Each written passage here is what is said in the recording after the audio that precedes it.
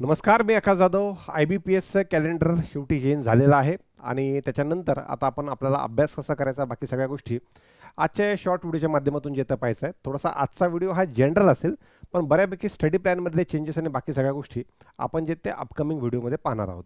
तर पहिल्यांदा जसं की मी पाठीमागे अंदाजे महिनाभर आधी तुम्हाला सांगितलं होतं की हे असे चेंजेस होऊ शकतात. मधल्या काळात IBPSने तेवढा वेळ घेतला आणि त्याच पद्धतीनं एक्झामचा सिक्वेन्स पहिल्यांदा जो ग्रामीण बँकेच्या परीक्षा आधी आणि मग त्यानंतर IBPSच्या व्हायच्या, आता त्याला चेंज करून IBPSच्या परीक्षा आधी आणि त्यानंतर ग्रामीण बँकेच्या परीक्षा ह्या पद्धतीनं सिस्टम किंवा शेड्यूल जे ते चेंज केलेलं आहे. हे शेड्यूल मला असं वाटतं तात्कालिक हे फक्त ह्या वर्षासाठी असेल आणि पुढच्या वर्षीपासून पुन्हा एकदा जुनं शेड्यूल फॉलो होईल. त्या पाठीमागचं कारण की ह्या वर्षी आत्ताच 1 मेला आपल्या असलेल्या 42-43 ग्रामीण बँका ह्या मर्ज होऊन 26-28 आल्या होत्या. तर त्यामुळं बऱ्यापैकी त्याच्यामध्ये चेंजेस चालू आहेत, लोकांच्या बदल्या चालू आहेत, बऱ्यापैकी स्टाफ इकडचं तिकडे तिकडचं इकडे ह्या पद्धतीने चेंजेस चालू आहेत. तर हे होईपर्यंत मधल्या काळात IBPSची एक्झाम घेऊन टाकाव्यात आणि त्यानंतर ग्रामीण बँकाच्या घ्याव्यात, या अनुषंगाने IBPSनं जो तो बदल केलेला आहे. तर आपल्याला ह्या व्हिडिओमध्ये डिटेलमध्ये बघायचं की आपल्याला काय काय चेंजेस करायचे आहेत. स्टडी प्लॅनवाला पार्ट आपण नंतरच्या व्हिडिओमध्ये तो कव्हर करून बघूयात. तर ते स्टार्ट करत असताना फक्त तुमच्यापैकी जे लोक नवीन जुने तयारी करत आहेत त्यांच्यासाठी आपण एक 17 ते 20 जूनमध्ये विद्यार्थ्यांना IBPSचं कॅलेंडर आलेले आहेत. नवीन विद्यार्थी भरपूर जॉईन होत आहेत. तर त्या हिशोबाने 25% ऑफ ठेवला होता. कुपन कोड प्राईम20 हा प्राईम25 हा कोड तुम्हाला 17 ते 20 जूनमध्ये जे ते वापरायचं आहे. काही डाऊट किंवा प्रॉब्लेम आला तर खाली तिकीट लाईनमध्ये नंबर चालू आहे, तो तुम्हाला पाहता येईल. आपण थोडंसं पुढे या. हा आहे आपला टेंटेटिव्ह टाईम टेबल, ज्यामध्ये सुरुवात होणार आहे IBPS PO पासून, जी 17 ऑगस्टपासून स्टार्टिंग होईल, जिची मेन्स असेल 12 ऑक्टोबरला. त्यानंतर IBPS SOची एक्झाम 30 ऑगस्टपासून स्टार्ट होईल, याची ॲप्लिकेशन ज्याची मेन्स असेल 9 नोव्हेंबरला. आणि IBPS क्लर्कची एक्झाम 4 ऑक्टोबरला प्री आणि 29 नोव्हेंबरला मेन्स ह्या पद्धतीने असणार आहेत. हे ऑगस्ट नोव्हेंबर आणि ऑक्टोबर नोव्हेंबर हे पाहता बऱ्यापैकी त्यांची तयारी दिसते की 1 जानेवारीला निकाल ते त्याचा लावू शकतात. ऑफिशियली निकालाची डेट त्यांनी कुठेही मेन्शन केलेली नाही आहे, पण चान्सेस ते दिसतात की 1 जानेवारीला हा IBPSचा निकाल लागू शकतो. थोडंसं पुढे या. ग्रामीण बँकांमध्ये आपण जर बघितलं ग्रामीण बँकांमध्ये, तर नोव्हेंबरमध्ये प्री आणि डिसेंबरमध्ये मेन्स ही IBPS ग्रामीण बँकेच्या POची असेल. स्केल 2ची 28 डिसेंबरला मेन्स आणि ऑफिस असिस्टंटची डिसेंबरमध्ये प्री आणि फेब्रुवारीमध्ये मेन्स ह्या पद्धतीने असणार आहेत. शक्यतो सर जुना टाइम टेबल जो आला तो चांगला होता की हा चांगला आहे? माझा म्हणण्याचा अर्थ जुना टाइम टेबल चांगला होता. त्या पाठीमागचं कारण आहे की ग्रामीण बँकापासून IBPSला जाणं म्हणजे डिफिकल्टी लेवल वाढवत जाणं. आता उलटं झालं, IBPS PO जी या 5 एक्झाममध्ये सगळ्यात जास्त डिफिकल्टी लेवलमध्ये एक्झाम आहे ती आधी होती आणि बाकीचे एक्झाम जे आहेत त्या नंतर होत आहेत. तर डिफिकल्टी लेवलपासून ते पाठीमागे येणं थोडंसं अवघड जातं. पण आता ह्या वर्षी ते आलेलं आहे, आलिया भोगासी आहे, तर ते आपल्याला आहे त्या पद्धतीने ॲक्सेप्ट करावं लागेल. आता सर त्यामधल्या एक्सपेक्टेड वेकन्सीज काय असतील, तर ते आता ॲडव्हर्टिजमेंट आल्यानंतर कळेल. त्यातल्या पहिल्या ज्या 2 ॲडव्हर्टिजमेंट आहेत IBPS POची आणि IBPS SOची, त्या इमिजिएट आठवड्याभरामध्ये तुम्हाला पाहायला मिळतील. पहिली IBPS PO ह्याच वीकमध्ये येऊन जाईल आणि IBPS SO आधी तर सोबत येईल किंवा एक 8-10 दिवसाच्या गॅपने येऊन जाईल ह्या पद्धतीनं. त्यातल्या एक्सपेक्टेड वेकन्सी सध्याला बँकिंग सेक्टर खूप चांगलं परफॉर्म करतं आहे. SBI झालं, त्यानंतर प्रायव्हेट बँकासुद्धा आल्या. सगळ्यांचे प्रॉफिट जे आहेत ते गगनचुंबी प्रॉफिट जे आहेत ते सगळ्यांचे येत आहेत. तर त्यामुळं मला वेकन्सीचा आकडा चांगला राहील असं वाटतं. पण आता फक्त कसं की या सगळ्या बँकांना 11च्या 11 नॅशनलाइज बँकांना सवय होती की आतापर्यंत त्यांचे नोटिफिकेशन जे ते लेट यायचे, जुलैमध्ये ऑगस्टमध्ये यायचे. आता त्यांचे नोटिफिकेशन एवढ्या लवकर येत आहेत, फक्त त्यांच्याकडून लवकर जागा मागितल्या गेल्या म्हणून त्यातल्या बऱ्यापैकी बँका आयदर नॉट रिपोर्टेड किंवा कमी वेकन्सीज दाखवतील आणि नंतर त्याला अपडेट करतील. तर त्यामुळं स्टार्टिंगला जर तुम्हाला IBPSला कमी वेकन्सीज दिसल्या तर टेन्शन घेऊ नका. त्या पाठीमागचं कारण कसं आहे की आता IBPS POची परीक्षा जी ऑक्टोबरमध्ये प्री, ऑक्टोबरमध्ये प्री, नोव्हेंबरमध्ये मेन्स व्हायची, तिची नोटिफिकेशन ऑक्टोबरच्या 2 महिने पाठीमागं सप्टेंबर ऑगस्ट तर जुलै ऑगस्टमध्ये नोटिफिकेशन यायचं. आता ते स्ट्रेट महिना, 1.5 महिना, 2 महिने अलीकडे आलेलं आहे. तर त्यामुळं काही बँका नॉट रिपोर्टेड असू शकतात किंवा काही बँका कमी वेकन्सीज दाखवू शकतात, पण नंतर त्या वेकन्सीज वाढतील. त्या पाठीमागचं कारण आहे की बँकिंग इंडस्ट्रीचा परफॉर्मन्स हे सगळ्यात महत्त्वाचं त्या पाठीमागचं कारण आहे. तर वेकन्सीज या चांगल्या असतील. पुढे या. Sir which exam to target for, आम्ही कोणती एक्झाम टार्गेट करावं? आम्ही PO टार्गेट करावी की आम्ही SO टार्गेट करावी, त्याबद्दल आपण बोलूयात.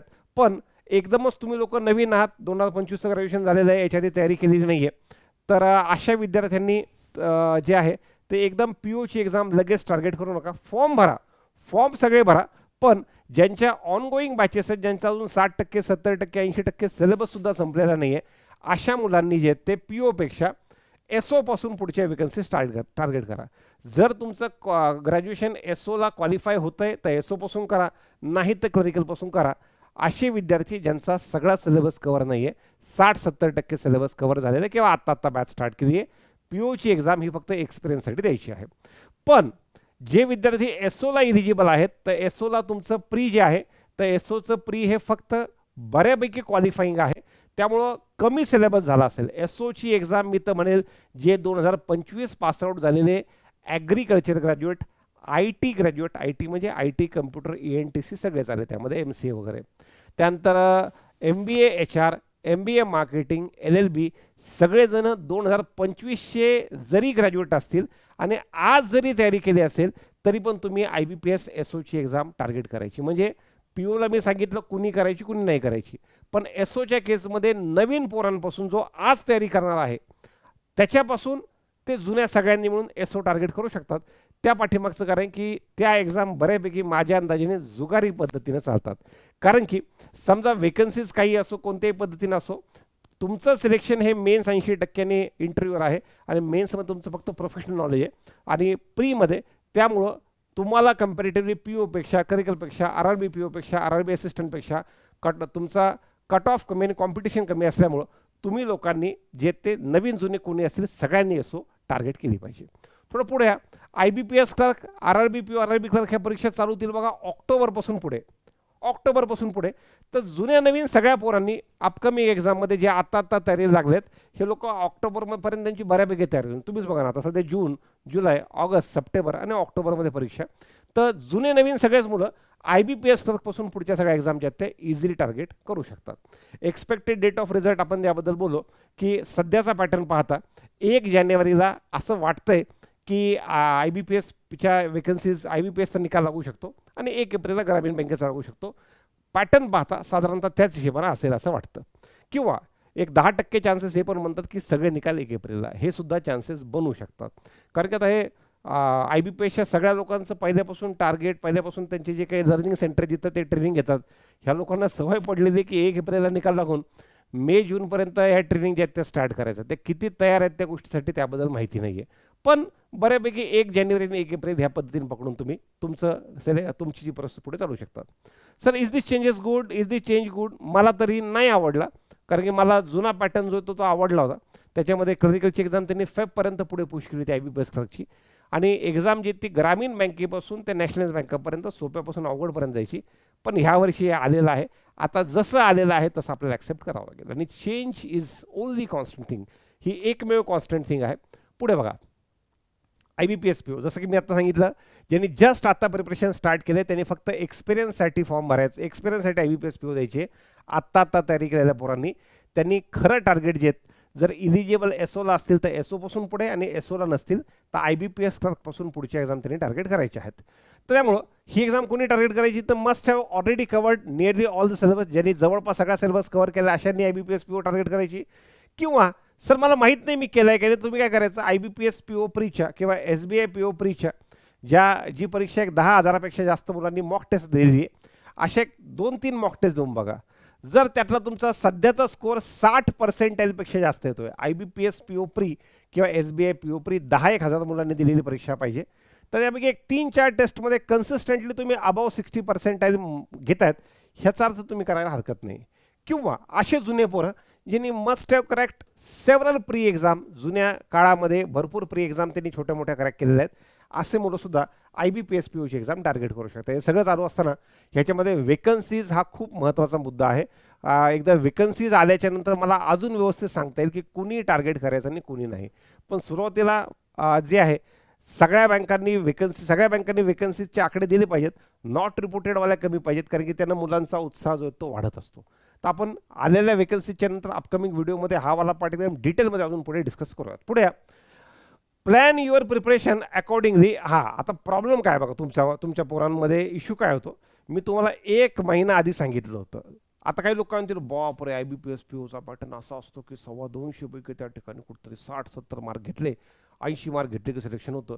आता 225 पैकी 60 70 80 मार्क म्हणलं की 30%लाच फायनल सिलेक्शन आहे. अगेन जे की खरं आहे, डिफिकल्टी एक्झामची जास्त असते. मी मागच्या महिनाभरापासून ओढून का सांगत होतो. बरं दुसरं, आपले जेवढे जुने मंथली सेशन बघा, मंथली सेशन तुम्ही या महिन्याचं जूनचं, त्याच्या पाठीमागचं मेचं आणि त्याच्या पाठीमागचं एप्रिलचं सगळं बघा. मी तुम्हाला सांगितलं होतं कोणतीही परीक्षा नसेल तर तयारीची level SBI PO IBPS PO पासून चालू करा आणि मग खाली खाली आम्हाला सांगितलं होतं. आता काहीतरी माणसाकडं जुनं माहिती असतं, जुना काही काही आयडिया असतो, त्याच्याशिवाय माणूस थोडी सांगत असतो, पण तुम्ही त्याला सिरियसली घेत नाही. आता तर त्यामुळं तुम्ही हीच नाही, IBPS POच नाही, इथून पुढे माझा एक महत्त्वाचा नियम लक्षात ठेवा. तुम्ही कोणती एक्झाम देतात ना, बिंदास द्या, पण प्रिपरेशन असं करा की त्या एक्झामची प्री होण्याच्या आधी. IBPS POची प्री कधी बाळांनो? IBPS PO प्री आहे 17 ऑगस्टला. प्री म्हणतो बरं का, 17 ऑगस्टच्या आधी किमान तुम्ही ॲटलिस्ट किमान प्रत्येक विषयाच्या 5 सेक्शनल मेन्स दिल्या पाहिजेत. क्वांटच्या IBPS PO मेन्स सेक्शनल, रिझनिंगची IBPS PO मेन्स सेक्शनल, इंग्लिशची IBPS PO मेन्स सेक्शनल. ह्या प्रत्येकाच्या सेक्शनल परीक्षा ज्या आहेत त्या ऑलरेडी किमान 5-5 10-10 दिल्या तर मला खूप आनंद होईल. आणि 5 full length test IBPS PO मेन्सच्या द्या. अहो सर, तुम्ही प्रीच्या आधी प्री बोललं पाहिजे? बिलकुल नाही, ती चुकीची स्ट्रॅटेजी आहे. प्रीच्या आधी प्री तर द्याच, पण प्री होण्याच्या आधी किमान IBPS PO प्री होण्याच्या आधी, स्पेशली नवीन पोरांना सांगतो जे फर्स्ट टाइम अटेंड करतायत, IBPS PO प्री 17 ऑगस्टला आहे. त्याच्या आधी 5 sectional main quant, 5 sectional main reasoning, 5 sectional mains English आणि 5 full length test IBPS PO मेन्सच्या दिल्या ना तर 17. प्रॉब्लेम काय होतो तो देण्याचा फायदा तुम्हाला सांगतो.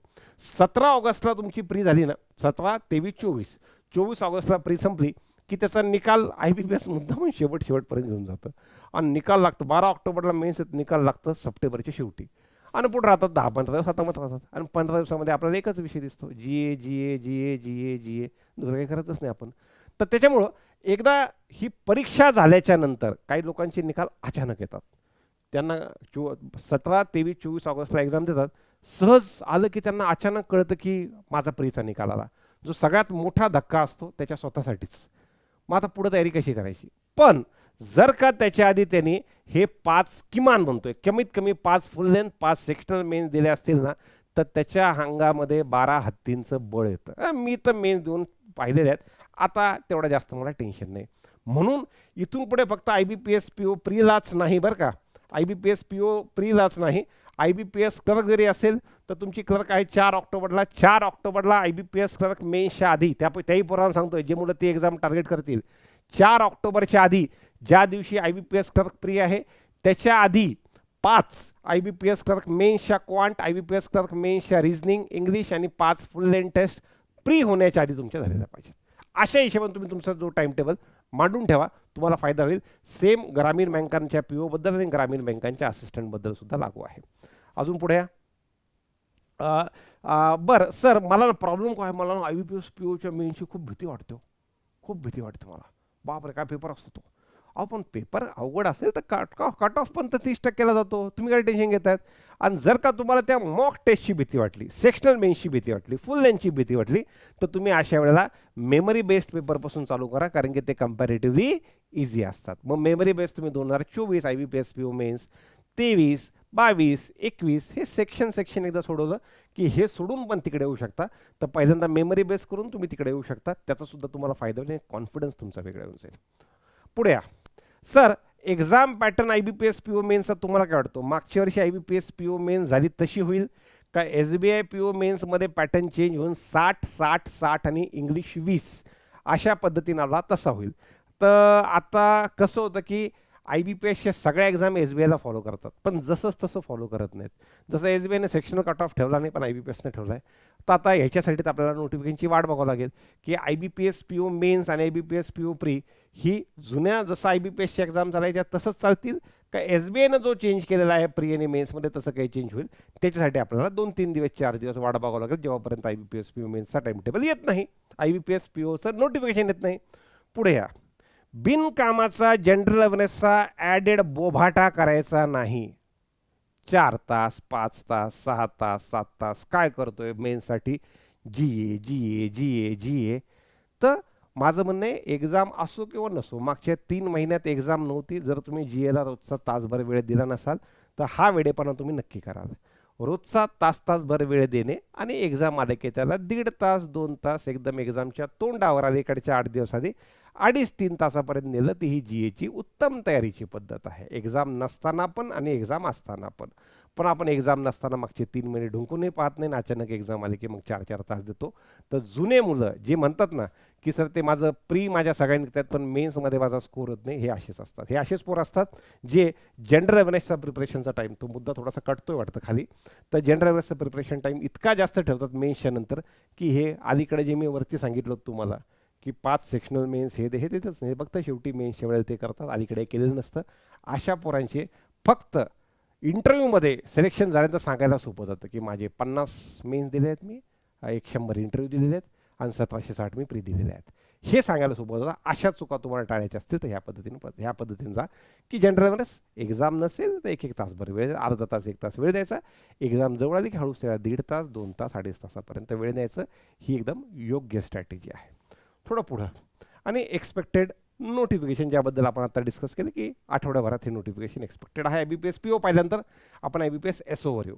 आता SOमध्ये आपल्याला कुणाकुणाबद्दल बोलायचं, सगळ्यांबद्दल बोलायचं आहे. ॲग्रीबद्दल, IT बद्दल, मार्केटिंगबद्दल, लॉबद्दल, HR बद्दल, सगळ्यांकडे अपॉर्च्युनिटी आहे. मागचं असं पहिलं वर्ष होतं ज्या वर्षी मागच्या 14-15 वर्षांमध्ये ITच्या जागा हायेस्ट निघाल्या. आजपर्यंत 14-15पैकी 10-12 वर्ष ॲग्रिकल्चर 1 नंबरला होतं, 1 ते 2 वर्ष मार्केटिंगच्या वेकन्सीज जास्त होत्या, ते पण 1 नंबरला होतं. आणि मागच्या वर्षी तो बहुमान ITला जो तो मिळालेला आहे. तर आता ह्यावेळेला तुम्ही सगळेजण होपफुल असू शकता. ॲग्री, IT, मार्केटिंग, लॉ आणि HRच्या तशा कंपॅरेटिव्ह वेकन्सीज, लॉ HR राजभाषा कमीच येतात, पण ह्या तिघांनी एकदम मस्त तयारी करायची. त्यातले त्यात तुम्ही लोकांनी जेवढे 2025चे फ्रेशर असतील त्यांना सगळ्यांना बोलून आणा.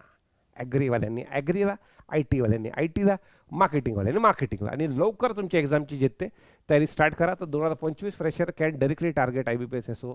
तुम्ही आजचा पहिला दिवस असेल तरी पण आजपासून तयारी स्टार्ट करा. पण आता यामध्ये बरं होऊन जाईल SOच्या पोरांनी जर का तुम्ही महाराष्ट्राच्या कोणत्याही कानाकोपऱ्यात येतात आणि तुम्हाला येणं जाणं शक्य असेल, तुम्हाला मूव्ह इन मूव्ह आउट होणं शक्य असतील, तर हे शेवटचे 2-2.5 महिने तुम्ही SOच्या मुलांना सांगतोय, ॲग्री, IT, मार्केटिंगवाल्याला कंपॅरेटिव्हली प्रयत्न करा की तुम्ही तुमचं प्रिपरेशन संभाजीनगरमधून करताय, जर शक्य असेल तर.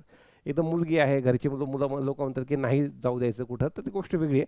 पण ज्यांना मूव्ह इन होणं शक्य आहे अशा लोकांनी हे 2-3 महिने जर संभाजीनगरमध्ये काढले तर सिलेक्शनचे चान्सेस वाढतील. एका स्पेसिफिक 2 किलोमीटरच्या एरियामध्ये सगळे बँकिंगची मुलं एका ठिकाणी असतात, तर ते वातावरण मिळतं आणि त्यांना माणूस स्वतःहून ड्राईव्ह होतो आणि सगळ्या एक्झाम्स पुढे क्रॅक करायचा प्रयत्न करतो. पुढे या. To crack IBPS SO pre, no need to cover 100% syllabus. Sir मी एखादा टॉपिक तसं सोडूच नका बरं का, 100% सिलेबस करा, पण एखादा मी परम्युटेशन सारखा सोडलं चालेल का? ठीक आहे, जमू शकतं एखादा टॉपिक सोडला तर. पण अचानक सर मी DI सोडू का? ना. सर मी पझल सोडू का? बिलकुल नाही. सर मी क्रिटिकल रिजनिंग सोडू का? हिंदीत वाच, पॅसेज वाच, पण सोडून देऊ नको. ते महत्त्वाचे टॉपिक आहेत.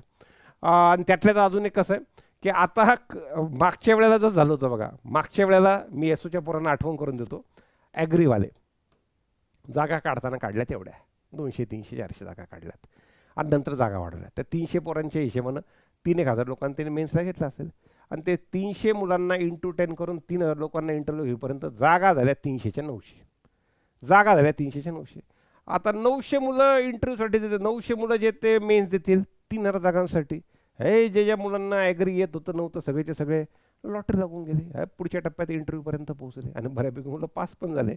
तर आता सध्याला नोटिफिकेशन मागे यायचं जुलै-ऑगस्टमध्ये, ते अजून पाठीमागं आलेलं आहे नोटिफिकेशन.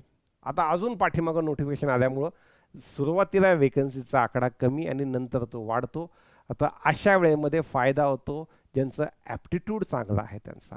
म्हणून तुमचं ॲप्टिट्यूड वीक असेल तर एकदम मागच्या वर्षीचा कट ऑफ 50 लागला तर मी 52पर्यंतची तयारी करतो, 54 लागला तर 55पर्यंतची करतो, 30 लागला तर 35पर्यंतची करतो, असं करू नका.